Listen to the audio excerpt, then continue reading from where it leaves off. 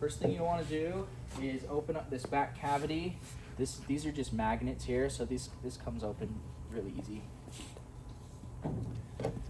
So to start your plunge, the first thing we'll do is this is the filter key. This will come like this. Cut that free, and this allows you to open and close your filter like that. So I'll show you that in a minute. So the first thing you'll do is your cord will come like this, and what we want to do is run this plug through the bottom of the plunge. So with somebody else's help, you can get this through the hole.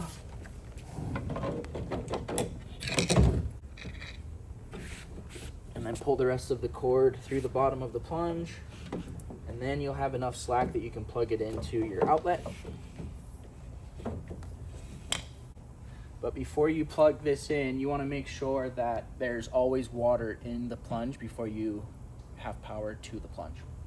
When you're filling up the plunge, you want the valves turned a certain direction. This one, you want this one closed. This one you want closed as well. And then all the other 3 valves you want open. So this one back here open, this one back there open, and then one behind the chiller also open. And open means that it's in line with the pipe. Now we're gonna start to fill up the plunge. All right, we got this thing filled up now. Now let's get it going. Okay, so we are plugging in our plunge. It just kicked on. Note that this yellow button can also turn the system on and off right there. All right, we've got power to our cold plunge now. We just turned it on.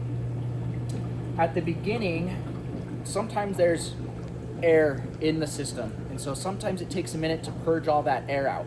So you'll know when all the air is out of the system when the jet is no longer blowing big bubbles out. So once it looks like this, once you just have little tiny small bubbles, you know that you've gotten all the air out of the system and it should be working properly at that point. One other thing that you can do to make sure all the air is out of the system, on top of the filter there's a little red button, and with your finger you can just get in here and press the top of this filter until you feel water coming out.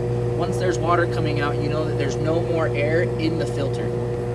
Okay, now we're gonna show you how to adjust the temperature on your chiller. What you're gonna do is press this power button, hold that down pretty firmly for about 8 seconds. What that does is unlock the screen here so you can then adjust the temperature. You'll know it's ready to adjust once that button is no longer lit up. So I can now go over to the arrows and adjust my temperature right there. When it's blinking, that's the temperature that you're gonna set it to. Let's set it at 45. And we'll let go, press that power button there to lock that in. It's currently at 61, and it'll take a little bit of time to drop down to the 45. Let's do a filter change. This right here is the filter that we use. Here's the model number. You can order these online. They're not super expensive, maybe $6 or $7 a piece. Just rip this plastic off.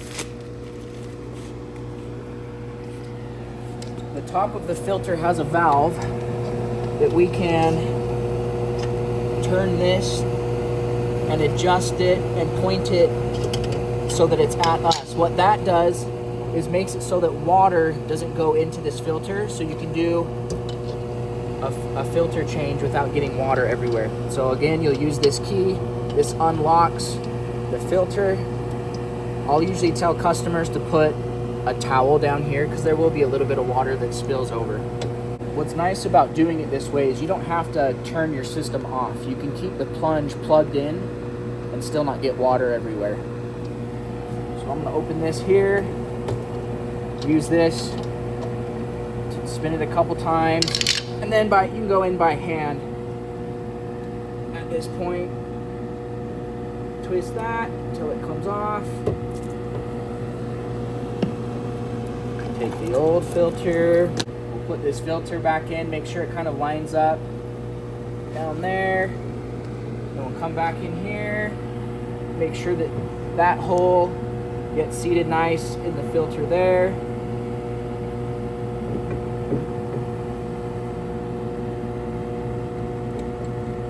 Twist that back on by hand, get it as tight as you can with your hand, then we'll come back in here, with this key and use that to give us a little more leverage to get it nice and tight.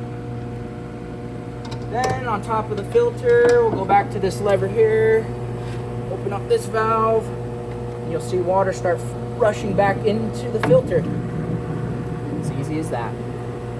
Now we're gonna go over how to drain your cold plunge. First thing you'll do, take a normal garden hose,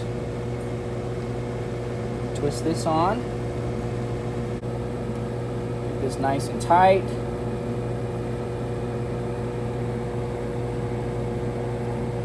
Then we're going to change the direction of these valves. So what we want to do is we want to open up this valve and open up this valve as well. And then we want to close this one that goes back to the jetting system. So when you close this, you'll notice that the jet in the plunge won't be going anymore. It's actually now draining out of our garden hose.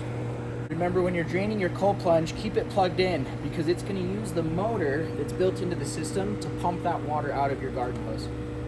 If you ever get the air code E7 on your chiller, it's usually 99% of the time, it's usually one of three things. The first thing is sometimes we forget to open up the valves.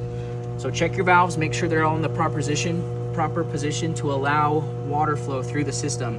E7 just means that there's a block somewhere, there's not enough water flowing through the system, and so the chiller is telling itself there's not enough water flow, so it's shutting off and showing that air.